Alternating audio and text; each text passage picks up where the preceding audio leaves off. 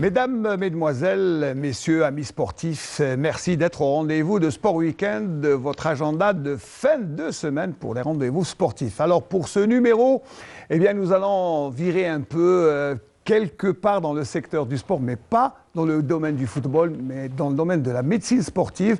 Et pour cause, nous allons recevoir, eh bien, pour ce numéro spécial médecine du football, le docteur Farhat Kawesh. Docteur, merci d'être là.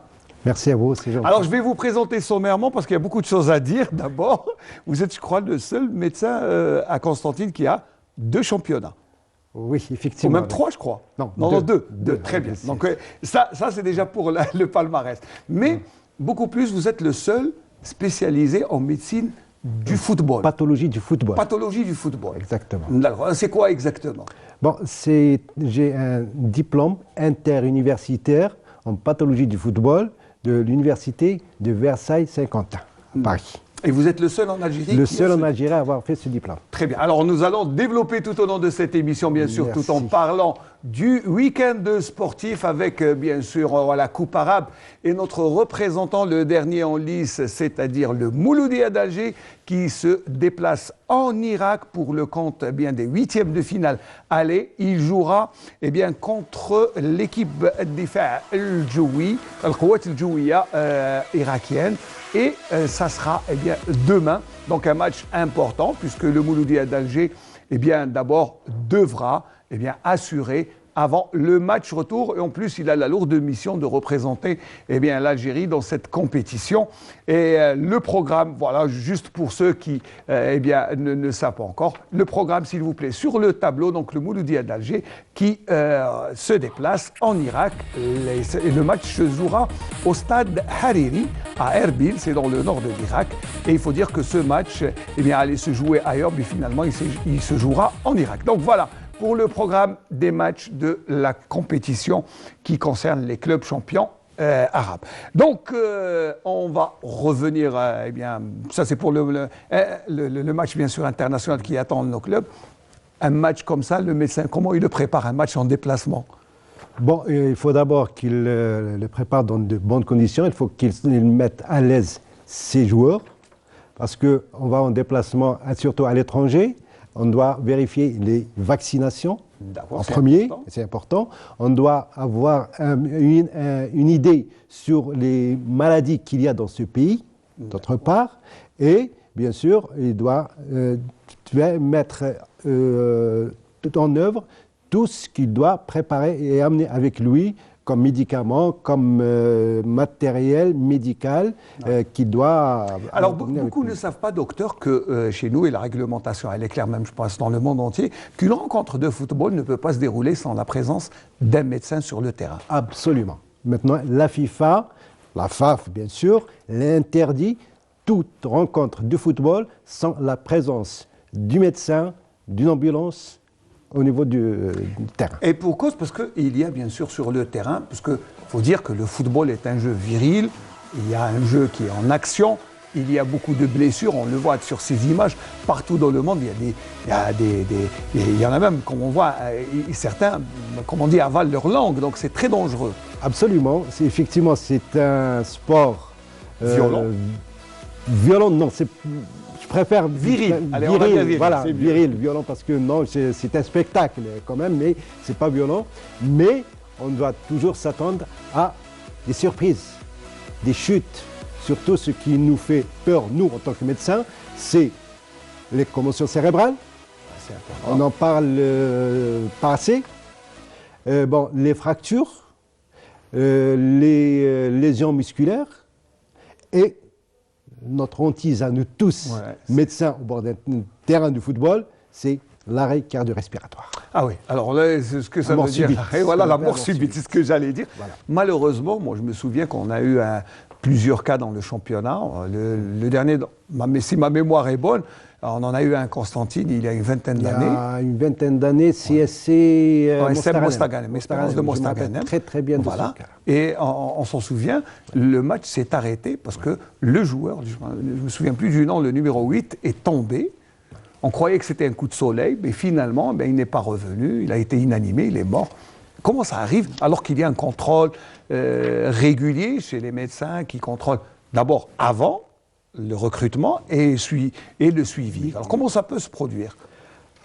Et c'est pour ça qu'on parle de mort subite, malgré toute la panoplie d'examens médicaux, radiologiques, échocardio, ECG, mais ça peut nous arriver ce genre de choses. C'est imprévisible. C'est imprévisible, c'est imprévisible. Donc, c'est pour cette raison que maintenant, la présence du défibrillateur. Alors qu'est-ce que ça veut dire Défibrillateur, voilà, c'est quand il y a c'est l'électrochoc voilà, au niveau du cœur. Quand il y a pour réanimer. Pour réanimer un cœur en arrêt. Donc ça c'est obligatoire. Hein, la loi algérienne. Voilà, la loi algérienne insiste sur ça. Maintenant, même au niveau de la FIFA, ils ont autorisé, ils commencent à faire des articles pour autoriser le médecin à rentrer sur le terrain avant que l'arbitre l'appelle. Quand il voit, on voit certains signes, un joueur qui présente ou qui tombe tout seul, il vacille sans aucune raison, il vacille et il tombe brutalement, le médecin, il peut être autorisé, ce qui n'était interdit avant. Bon, on va rappeler juste la réglementation antérieure, c'est que le médecin ne peut pas entrer dans le carré sans l'autorisation de l'arbitre. Avant, je me souviens que bien avant, il y avait le carton vert qui appelait les secours, le soigneur et le médecin. Voilà. Maintenant, la FIFA, elle travaille sur ce volet-là où le médecin, parce que le médecin, il ne voit pas le match, il regarde. Ah, d'accord. Et la différence est de taille, parce que là, il est en train de surveiller. Absolument, il surveille avec son staff, bien sûr. On surveille, on ne voit pas le match. Alors, docteur, spécifiquement, puisque vous avez les pathologies du football, c'est quoi exactement ça concerne? Ça veut dire que le football a des blessures spécifiques que les autres sports n'ont pas, c'est ça? Absolument, absolument. Cette spécialité, entre guillemets, on étudie toutes les pathologies, aussi bien de la simple lésion au traumatisme crânien, au traumatisme du rachis, on fait le traumatisme musculaire, mais aussi vous êtes là dans les premiers soins, comme les ouvertures d'arcade, il y a toujours le sang. Absolument. On sait qu'un joueur ne peut pas continuer, l'arbitre arrête s'il y a une blessure qui saigne. Ouais. Le joueur ne peut pas continuer, il faut arrêter le saignement, il faut le suturer s'il le faut sur place, il faut mettre un pansement propre, il faut faire les premiers soins sur place. Alors, la médecine sportive dans les clubs professionnels algériens, est-ce que nous répondons aux règles? Est-ce que nous sommes au top? Je sais qu'on parle maintenant de staff médical, mais plus de médecins. Absolument. Voilà. Absolument. Est-ce que nous sommes en adéquation avec la réglementation? Pour vous dire, au niveau de mon club... Oui, on rappelle que vous êtes docteur... je suis médecin du CSC. Alhamdoulilah, ils nous ont donné pratiquement tous les moyens. Au niveau de l'administration, a mis à notre disposition tous les moyens. Je travaille avec un staff médical. On a des médecins pour les jeunes, des médecins pour les espoirs, un médecin pour les espoirs, on a des médecins des jeunes. On a un kiné, des masseurs, des soigneurs. Donc, on travaille en groupe, c'est un travail d'équipe. C'est un travail d'équipe. Pas tout seul. Il n'y a plus de médecin du dimanche comme avant, où on appelle le médecin le jour du match, et vous avez votre carte professionnelle, veuillez vous présenter, s'il vous plaît, pour nous faire ce match. C'est dépassé. Maintenant, on doit préparer, le joueur depuis l'intersaison, on le suit aux entraînements, avant la blessure. On fait un travail de prévention maintenant. On parle de prévention et non plus de médecin qui doit traiter. C'est-à-dire que dès la préparation, est-ce que vous travaillez par exemple en étroite collaboration avec le préparateur physique, c'est lui qui fait la charge? Est-ce que l'entraînement est le même pour tous les joueurs? Est-ce qu'il y a d'autres... Non, voilà. Pas du tout. Quand par exemple, on parle d'une blessure. Quand on parle d'une blessure, on parle déjà de malade. Le joueur, il est chez nous.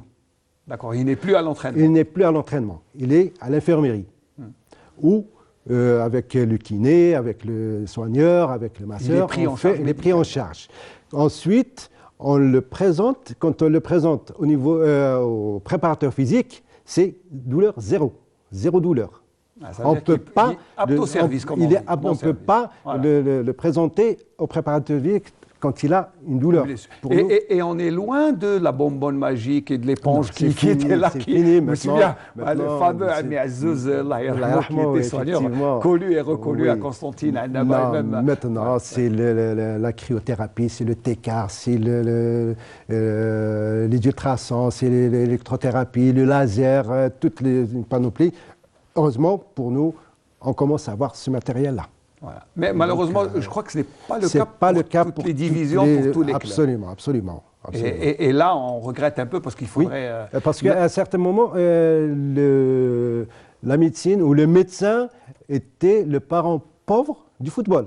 Ouais. Avant, pratiquement, il était relégué. On appelle le médecin quand il y a une catastrophe. Quand ça va mal, c'est ça. C'est le médecin qui est fait. Quand on est malade, on va chez le médecin. Voilà. On n'y va pas avant. Mais là, en principe, on va être dans la prévention et le suivi. Allez, je vais vous laisser vous reposer un peu, parce que je sais que je vous ai mis à le temps aussi de sortir, bien sûr, votre diplôme qu'on n'a pas vu, et nous, de passer le Jingle Ligue 1.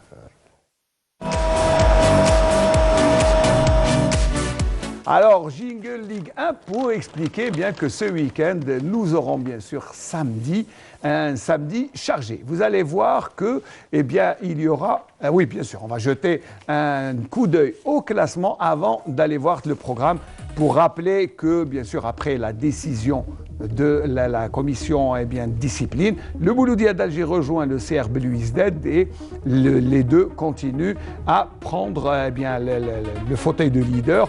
Ils sont talonnés de pas très loin avec le Mouloudia d'Oran, l'USMA d'Alger, la GS Saoura, GS Kabylie, pas très loin le CS Constantine, la SNILA. Juste pour expliquer au tableau, alors la première partie c'est les points, la deuxième colonne c'est le nombre de matchs joués et bien sûr on connaît que c'est la différence de but parce que pourquoi j'ai mis la différence de but cette fois-ci? Eh bien pour dire pourquoi, parce qu'il y a beaucoup d'équipes ex-aequo.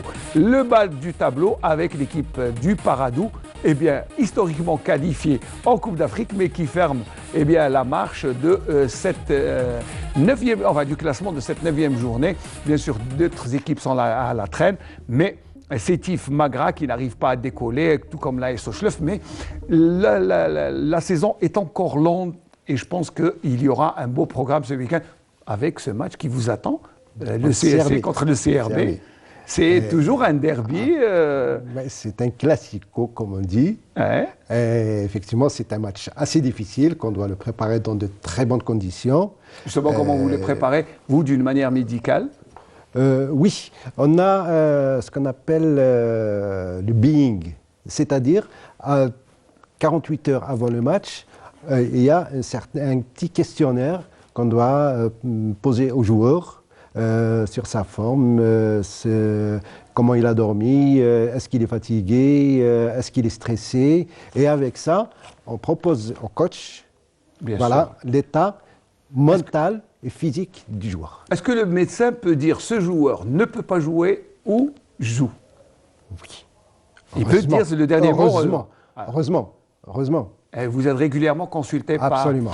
Il arrive des fois, c'est notre meilleur joueur, c'est notre meilleur buteur, le meilleur. Tout le monde dit, est-ce qu'il met de la pression? Il faut qu'il joue. On a tout le temps cette pression. Et parfois, je ne vous le cache pas... Est-ce qu'on fait jouer un joueur blessé? On a fait jouer certains joueurs... Et c'est un risque pour la santé. C'est un risque, mais un risque minime. On voit quand il y a un risque minime. Donc ça dépend de la blessure. Ça dépend, voilà, de la blessure, la situation de la blessure. Un petit rhume. Non, quand il s'agit d'une angine, d'une grippe, on ne joue plus ce jeu-là où il faut faire, comme on dit, comme on faisait avant. Allez, on fait un cocktail et on peut jouer. On laisse jouer. C'est terminé, c'est interdit. On ne prend plus de risques. On ne prend plus de risques parce que, justement, il y a, quand un joueur est grippé, une forte grippe, il a une forte fièvre, on le fait jouer, on risque d'avoir une péricardite, un problème cardiaque. Et là, donc c'est pour ça qu'il faut prendre soin. C'est strictement interdit, on ne prend jamais ce risque. Alors, le diplôme, si on peut vous le montrer à la caméra, non, celle-là qui est là, voilà. Le diplôme universel, c'est juste pour marquer, bien sûr, et dire les diplômes remportés par Dr Farhad Kawesh. Là, c'est le diplôme interuniversitaire. Et le deuxième, qui est un diplôme FIFA, voilà, du médecin. Et là, je crois que vous êtes le seul à l'avoir en Algérie. FIFA, il y en a d'autres. Mais l'autre, c'est l'autre, je suis le seul Algérien à avoir fait ça. Pour dire que bien notre ami Farhad Kawesh est en adéquation avec la réglementation médicale. J'invite mes confrères à faire de même. Pour faire de même,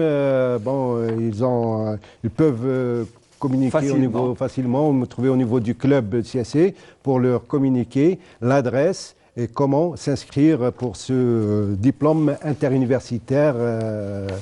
Alors, il faut dire que, bon, vous l'avez eu en France et à Versailles, mais vous êtes de la première promotion, on en est à la quatrième. Par mes propres moyens. C'est ça, et par vos propres moyens. Absolument, oui, c'est juste. Bon, c'est pas rien, il faut casser la tirelire de temps en temps. Oui, heureusement que j'ai la chance d'avoir une fille installée là-bas. On la salue, comme ça, la prochaine fois. Voilà, je la salue d'ailleurs. Voilà, donc allez, on va passer au programme du week-end, qui est un programme chargé. Toutes les rencontres sont prévues pour le samedi, sauf celle du Mouloudia d'Alger qui a été décalée à mercredi. Vous le savez parce que le Mouloudia d'Alger jouera demain en Irak contre les forces aériennes, voilà, de l'Irak. Et voilà, donc le programme Sawa qui reçoit Biskra, ça sera 18h, Mouloudia d'Oran, Magra 17h, Kaba Borj Paradou 18h, Aïn Melilla, ASO Chlef à 15h, CS Constantine, CR Belouizdad. Le match, vous pourrez le suivre sur Canal Algérie à partir de 17h. L'Entente Sétif qui reçoit les SM Abbas, l'USMA d'Alger, Nasser de Hussinei que vous pourrez suivre aussi sur le petit écran à la chaîne 4, alors que le Mouloudia d'Oran Magra sera diffusé sur A3. Voilà pour le programme de la Liga. On va passer en Ligue 2. Alors, docteur, vous suivez la Ligue 2 ? Heureusement. Oui, mais alors la Ligue 2, c'est l'acharnement, il y a la compétition qui veut que, comme il y a 4 places, 4 places, on joue pour 4 clubs qui accèdent, donc ça veut dire qu'il y a de la concurrence, ça va être rude. Et quand il y a la concurrence, on est mis à rude épreuve et les médecins travaillent beaucoup. Absolument, c'est juste. Parce qu'il y a de l'engagement. Quand il y a de l'engagement, il y a toujours des petits bobos qui... donc le médecin, il doit être très vigilant et rester au long. Parfois, il ne peut même pas s'asseoir et il est sur le qui-vive. On a vu des fois des matchs où le médecin rentre plusieurs fois sur le terrain. C'est juste. Allez, le classement, juste pour se faire une idée sur le classement avant la 12e journée. Donc voilà, Médéa qui est leader avec 25 points. Tlemcen n'est pas très loin avec 3 points de retard. L'Herbar et Lizen l'AS Khroub ne sont pas très loin. La deuxième partie du tableau, s'il vous plaît, avec le Harrach qui ferme la marche, tout comme la GSM BGA, des clubs qui ont beaucoup de difficultés cette année. Et eh bien, ils n'arrivent pas à quand même sortir la tête de l'eau. Allez, le programme, toutes les rencontres pour la Ligue 2 se joueront le samedi. Voilà, l'Herba qui reçoit la GSM BGA à 15h, Mouloudia de l'Elma, Tlemcen 18h, Médéa qui reçoit Boussaada, l'AS Khroub qui reçoit Saïda. Et voilà, pratiquement, c'est le programme qu'il y a à suivre pour ce samedi. Allez, il ne nous reste plus beaucoup de temps, malheureusement, docteur, vous savez, le temps passe vite. Oui, bien sûr. Mais juste un mot, je sais que vous recevez beaucoup de joueurs, même pas du club, d'autres clubs viennent vous consulter. C'est ça. J'ai 7 en heure.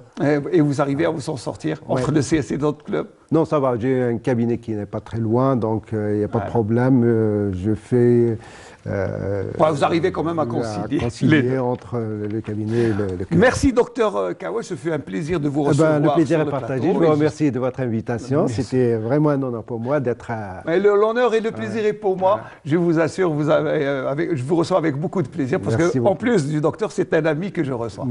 Merci à Noufel Cheita, à son assistante Souhaila Taleb, à mes amis caméramans Ismaël et cette fois-ci à Hamza. Voilà, il est toujours là, Hamza. Voilà, je salue le tendon d'Achille et il va vous consulter tout à l'heure parce qu'il est un peu malade. Allez, merci à toute l'équipe qui nous a suivis et puis nos salutations à notre ami Ben Marabot qui a vu sa fille réussir au concours de doctorat. On lui souhaite bon courage. Allez, à très bientôt. Je vous retrouve samedi, Inch'Allah, à partir de 17h au Stade Shahid Hamlaoui pour le match CSC-CRB. Inch'Allah. Allez, au revoir.